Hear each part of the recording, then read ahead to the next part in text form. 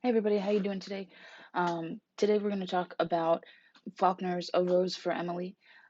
Before we start talking about that, I just want to let you know a couple of things. One is that we are trying something a little bit different. Instead of having a PowerPoint in the background, sort of with my head over on the side, we're going to have me here, and then along the top, you'll see the quotations that I'm discussing and things like that. So that way you can easily pinpoint exactly where they are. You can see how they need to be cited, that sort of thing.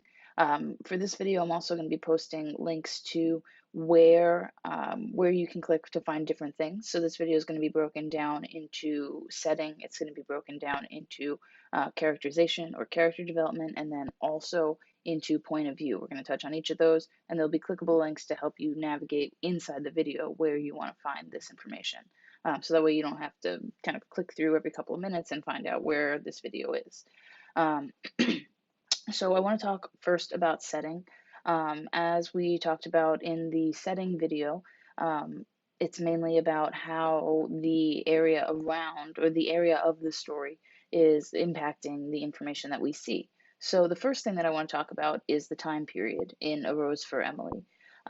We know roundabouts that begins in the late 1800s and then continues for about 40 years or so through Emily's life. And so, based on the information in the story, we can see that it begins around 1894 or so, with the death of Emily's father and the taxes that get remitted.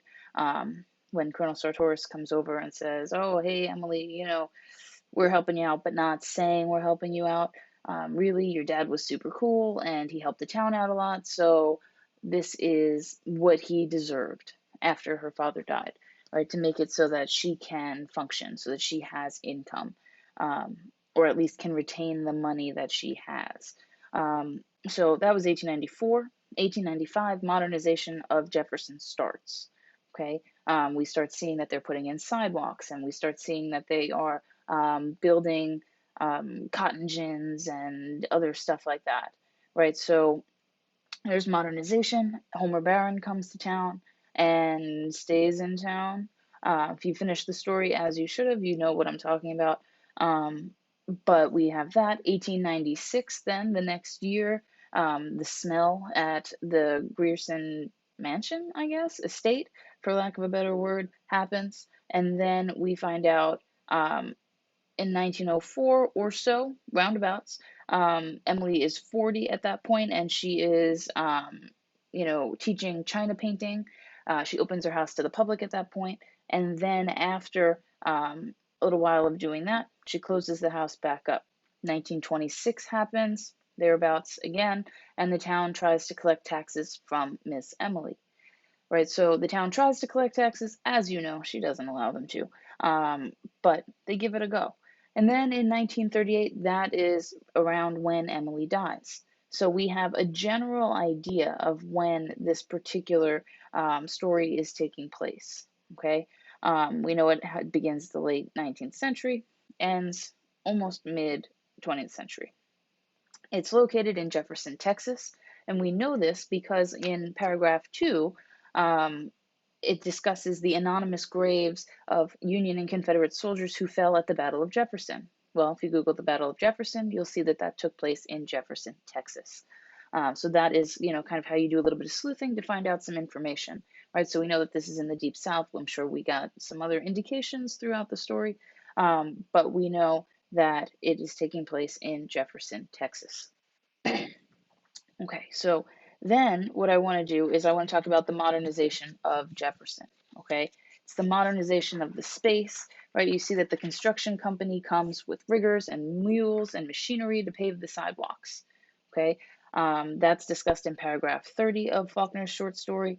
And then even the secondary source, Crace, is discussing that macrocosmic setting, which he's identifying as the town of Jefferson, and saying that it responds to fast changes. Emily's house remains static, firm, and isolated, right? So the town is recognizing the need to modernize, while Emily is not.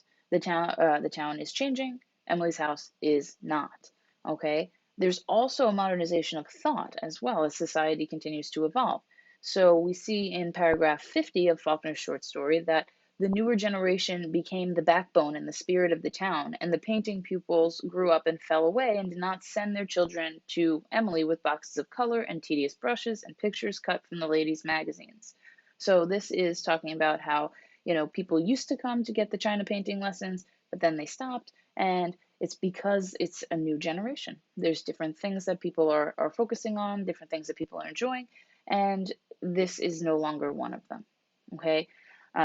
Grace goes on to say, too, in discussion of modernization of thought, that Miss Emily's house harbors slavery, but it also stands as a reminder of the previous class system, which has disappeared and has been replaced by a more democratic system incarnated by that new generation.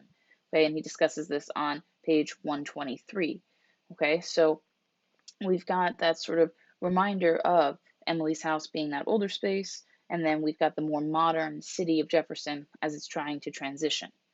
Okay, so now that we talked about Jefferson a little bit, let's talk about Emily's house. We know that it's kind of old, it's foreboding, right? Because in the exterior right away, we find out that it was a big squarish frame house that had once been white, decorated with cupolas and spires and scrolled balconies in the heavily lightsome style of the 70s, that's the 1870s, set on what had once been our most select street, right? You know that this was a grand house at one time, but now it's kind of decaying. It's falling apart, and there's um, nothing is really good about it anymore. Nothing is drawing attention in a positive way.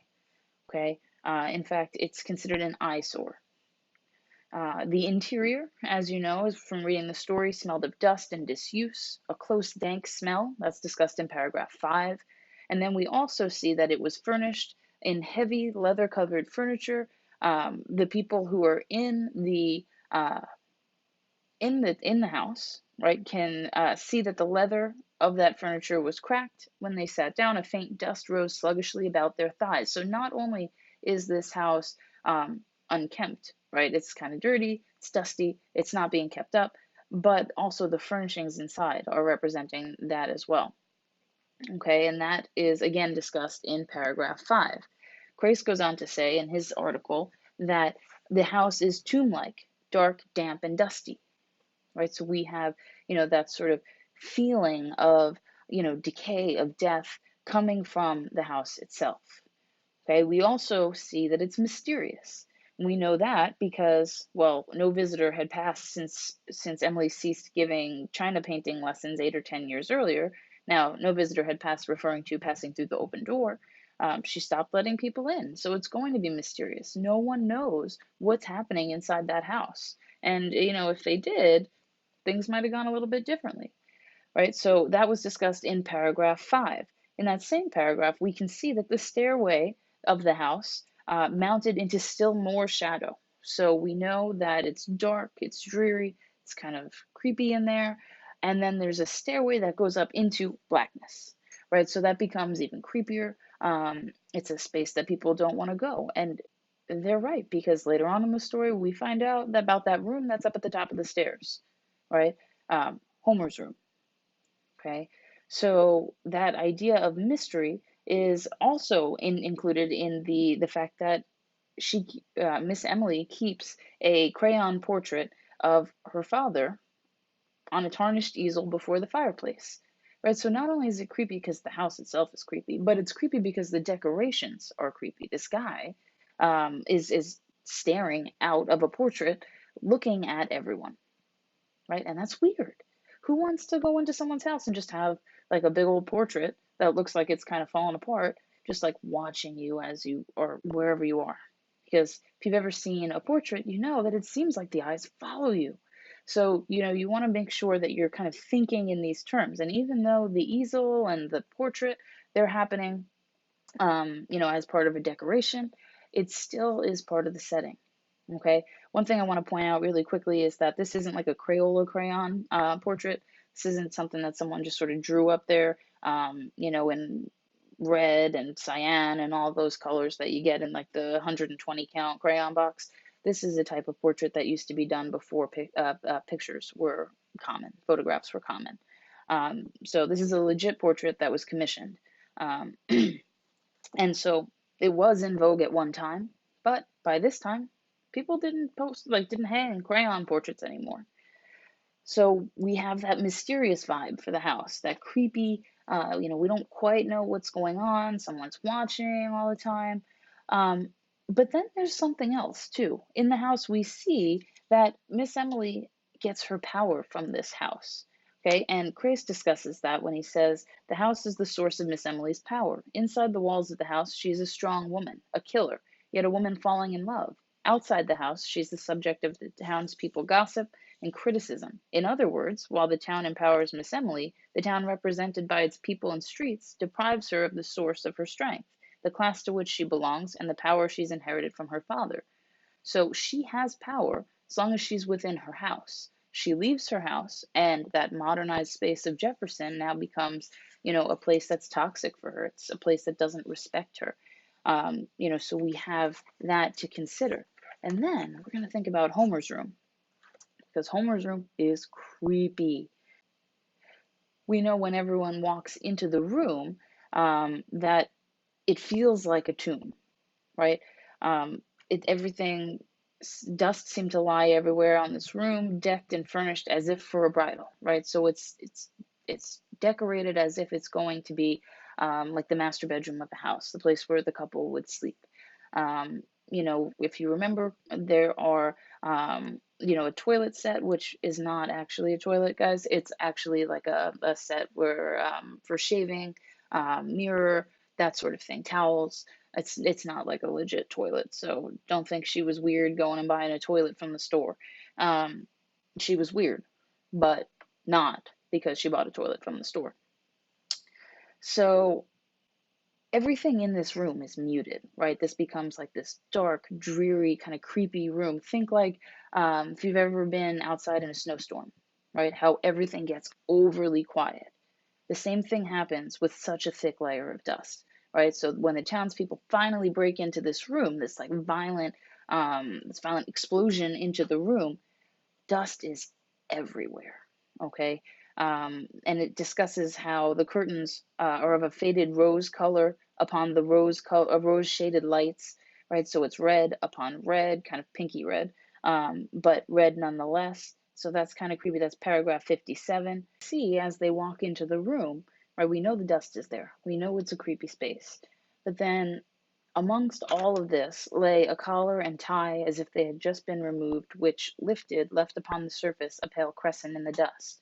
Right? They pick this up, and there is a sparse place where there is no dust. So this has been there for a really, really long time. Okay?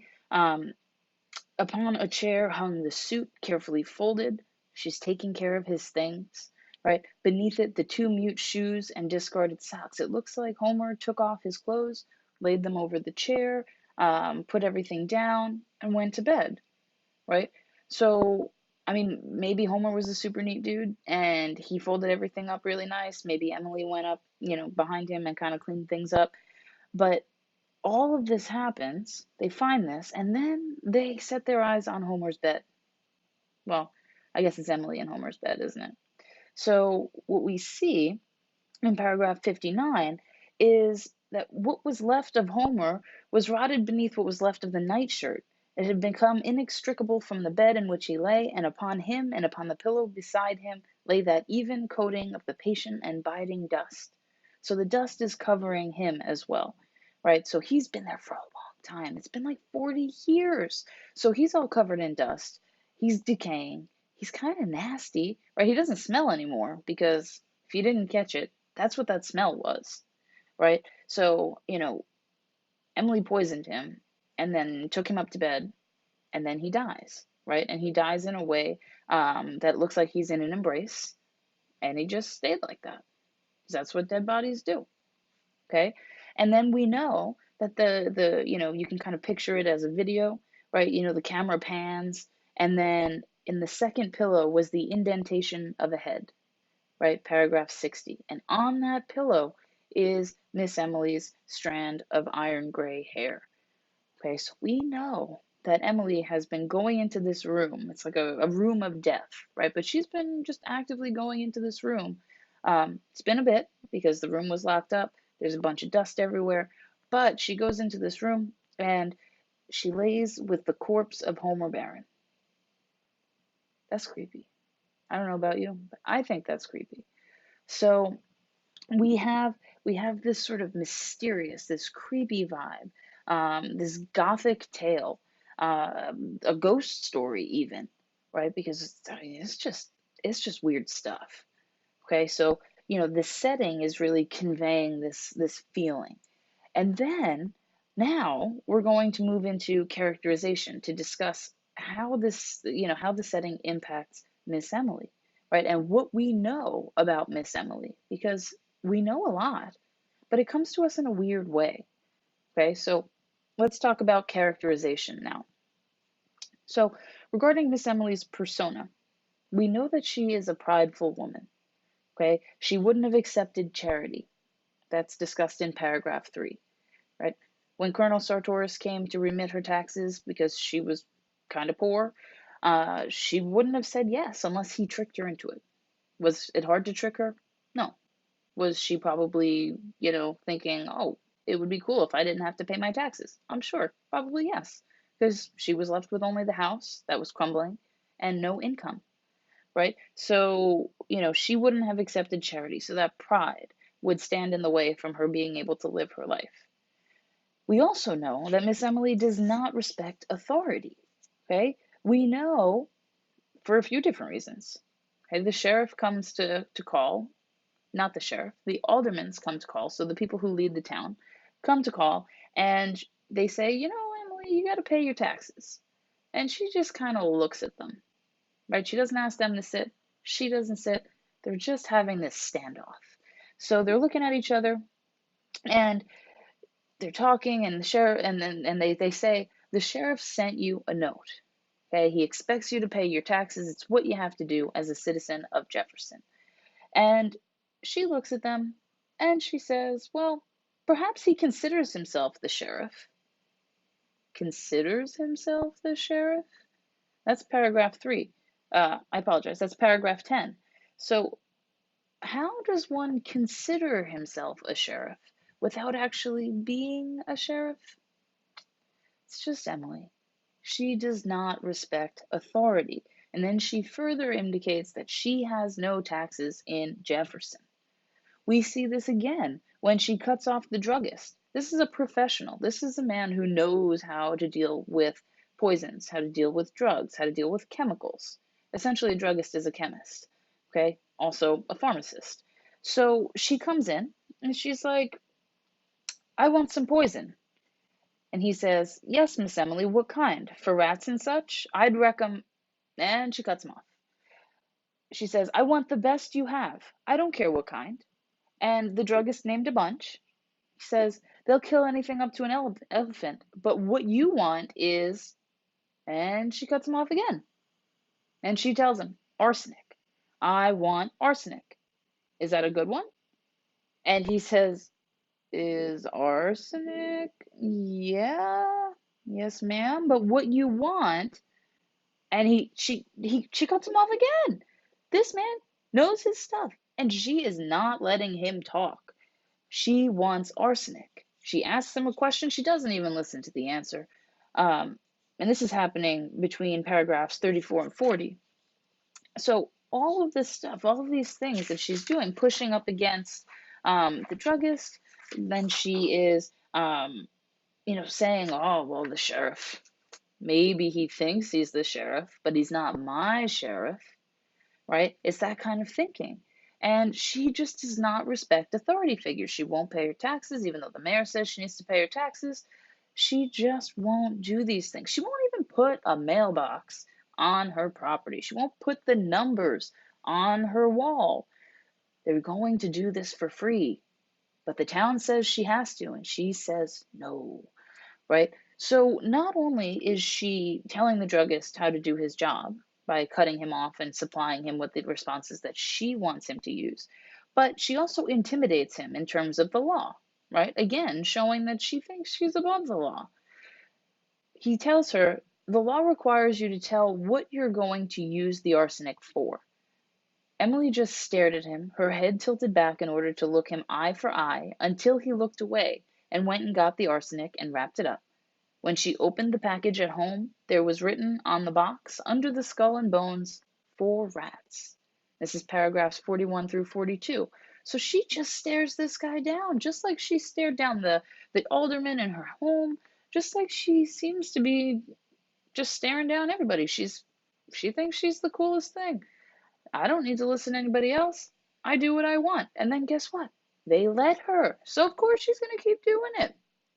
So he supplies her with that rationale, right? The law requires you, Emily, to give a reason for buying this arsenic. She's not going to say, hey, I'm using it to poison my boyfriend, because who does that? That would cause her some more problems. But she just doesn't tell him anything, and he just assumes it's for rats, and I'm going to just put it on the box because I don't want any problems. He doesn't even deliver the box to her. He has someone else deliver the box to her. So, yeah, she intimidated him so badly that he didn't even want to interact with her anymore. Okay? She also, as a character, is in huge, huge denial over a lot of things. The 2 things that I'm going to focus on are her father's death and Colonel Sartoris's death. Okay? Because her father's death, she holds on to his body for 3 days, saying that he's not dead. The man was dead. He was dead. And she's just holding on to him. He's not dead. He's not dead. Things are fine. I'm not even sad. He's not dead yet. Why would I be sad? And finally, it says, just as they were about to resort to law and force, she broke down and they buried her father quickly. Okay, this is paragraph 27. Of course they buried her father quickly. He was already decomposing, right? So she was in such denial that her father's body started to break down, and she still was saying that things were fine. She's a weird lady, right? They were talking about like mental health issues running in her family. I could see it. Can you see it? I could see it. And then she's talking about Colonel Sartoris. I mean, this could just play into her kind of scheme to not have to pay her taxes. But she was just insistent. Go talk to Colonel Sartoris. He took away my taxes, so I don't need to pay him. And everyone tells, her that Colonel Sartoris has been dead almost 10 years. She doesn't care. Go see Colonel Sartoris. He'll take care of it. He'll tell you. He'll tell you. There's no record of it? Well, go talk to him. He took care of it before. He'll take care of it again. No, he won't. He's dead. But everyone else is just fine with it. They just end up walking away. She doesn't have to pay her taxes. Things are fine. So that is, Emily from what we see of her interactions. But then the town sees Emily, and we see a little bit about her from their perspective, right? We see that the town pities Emily when she's younger, right? All of these men were interested in her, and her father drove them away. And oh my goodness, that has to be awful, right? That has to be so bad. So they're kind of feeling a little bit bad for her. And then her father dies. Paragraph 26 talks about the house was all that was left to her, being alone and a pauper, because it's all she had. She had become humanized, right? She is no longer, Emily Grierson, right? She is just a person. And so she's become humanized. Now she too would know the old thrill and the old despair of a penny more or less. So she can finally learn the value of money because she needs to budget. Okay, she's not just rich anymore. She needs to budget. So we have that. We also know that they feel pity for her after Homer's death. Paragraph 47 says, for almost 6 months, Miss Emily did not appear on the streets. Then we knew that this was to be expected too, as if that quality of her father, which had thwarted her woman's life so many times, had been too virulent and too furious to die, right? So this is basically saying, like, of course this was going to happen.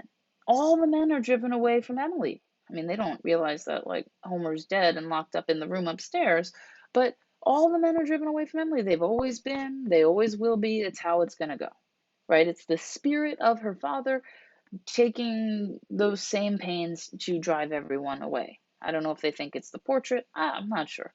But ultimately, they're seeing that cycle and they're watching it continue. So they're attributing it to, this sort of metaphysical idea of the father kind of pushing these men away. and pushing Homer away. But they also feel this sort of weird sense of awe for her. Okay, I mean, they think it's ridiculous, but they do feel the sense of awe because in paragraph 33, they talk about how she carried her head high enough, right? So she's still proud. Even when we believed, we, the townspeople, she was fallen, it was as if she demanded more than ever the recognition of her dignity as the last Grierson. Okay, so do they love that they feel this awe for her? No, no. They think it's still weird that she's acting all high and mighty when she's just as poor as they are, um, and maybe even more so, to be honest. But they do feel that sense of awe. Wow, look at her still able to act like she's above everybody else. And maybe that's a little tongue in cheek, right? Maybe they say that, but then at the same time are just like, she's crazy. Can't believe she thinks that, right? I mean, who knows? We don't have enough information to know that for certain, okay? But then we see when she is an older woman, okay? We see it right at the beginning, paragraph 3. Miss Emily had been a tradition, a duty and a care, a sort of hereditary obligation upon the town, once Colonel Sartoris remitted her taxes. So she is just as much of, a tradition as her house, right? They see her house up on that street, and they see her as a representative of her home. Okay, so the town has inherited her personality, has inherited her characteristics, inherited her home, because she lives there, right? So that's an important thing to consider. But they also inherited an obligation, like Faulkner says, because the town is actually paying for Emily to kind of survive, right? They're eating her taxes. They're saying, okay, Emily, I guess you don't have to pay them because you're refusing to do it. So they're allowing her to live there tax free. She is not contributing to the modernization of the town. She is not contributing to the town in any way. But they still let her stay. Okay. We also know that Miss Emily is returning tax documents to the mayor without paying and disregards the men who go to see her. That's discussed right away again, paragraph 4, right? So this is what the townspeople see. They see someone as not fulfilling their duty to the town in terms of Miss Emily. They also recognize her as a rude individual because when the aldermen come to go talk to her about the taxes, she doesn't invite them to sit. She's just like standing there in a standoff, like we talked about before. That's paragraph 7. So, we know that she is kind of looked upon in this sort of strange way. The townspeople don't love her. In fact, they probably really, really dislike her. Not as much as her cousins, because they were even more Grierson than she was, right? But we see this. We also see some physical characteristics of Emily. Okay, so as she was younger, we know that she was over 30 at this point. She was still a slight woman, though thinner than usual. Well, she just killed Homer, so she's probably stressing out a little bit. Um, or she has just come to the conclusion that she will kill Homer. It's right around that same time. So she was thinner than usual, with cold, haughty black eyes and a face, the flesh of which was strained across the temples and about the eye sockets as you imagine a lighthouse keeper's face ought to look. This is paragraph 34. So a lighthouse keeper is a very stressful job. Okay, they have to make sure that ships don't run aground on the rocks around the shoreline. The job of the lighthouse keeper is actually very similar to the modern day air traffic controller. Okay, they're making sure that planes aren't crashing, they're making sure that everything's going smoothly. So you want to make sure that you really keep in mind the stress level of this job. Okay, that's really, really, really important. Lighthouse keepers are very stressed, and so by extension, Emily is looking stressed out. Okay, so this is how they see her. They see her stressing during this time period. Then, when they talk about her older, okay, right off the bat, because she starts out older, then she kind of flashes back to younger and then back to older. We find out in paragraph 6 that she looks bloated, like a body long submerged in motionless water, and that pallid hue. Her eyes, lost in the fatty ridges of her face, looked like two small pieces of coal pressed into a lump of dough as they moved from one face to another, as she's talking to the alderman. Right? So she is a woman who she looks like a dead person, but she's grown a little bit heavier, okay? And she also is she's got this unrelenting stare. She's got black eyes, um, and she looks like she's been drowned, okay? So, you want to think about how she's viewed by the town. Well, this is partially how she's viewed. So, she is this older person who is just falling apart. And then Crais goes on to say, like her own house, Miss Emily has lost all signs of life and turned into a decaying body struggling with a meaningless life. Okay? So she is decaying along with her house, which is why she presents as almost like a drowned victim. So we see those physical characteristics. Okay? And between the physical characteristics, the emotional characteristics, the mental characteristics that we know about her, that is how we develop an analysis of her character. Now, I want to move on to point of view. We'll wrap this up really quickly. The point of view in this particular story is third person limited. And we know that because we see all of this information through the townspeople. The only interaction we have directly with Emily are from accounts of the townspeople. So we see her having a conversation with the druggist who is able to present the information to us. We see her interaction through the people who are walking around on the streets and seeing her and Homer riding around in their carriage on Sunday mornings. We see her through the eyes of the aldermen who come to collect her taxes. She refuses. I still find that so funny. And they're just like, oh, okay, cool.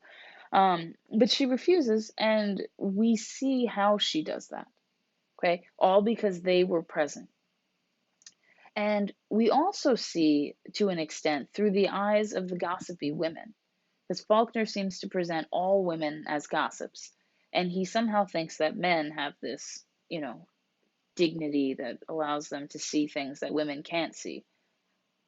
I have a little bone to pick with Faulkner about that, but that's another story. So, we see her through the eyes of those gossipy women. We see her through the eyes of men who have this deeper understanding of propriety.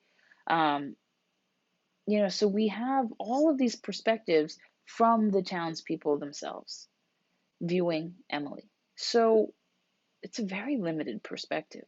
I want you to consider the following questions, okay? And we're not going to talk about the answers in the video, but I want you to think about them, okay? How do the townspeople know the information that they're presenting to the reader? How do they know? We talked about it a little bit just a few minutes ago, but how do we really know? And then I want you to think, do the townspeople, have intimate knowledge of who Emily is? Do they really know her? Do they know her in a, kind of in passing? How do they know her? And if they don't know her intimately, how do the townspeople fill in the gaps?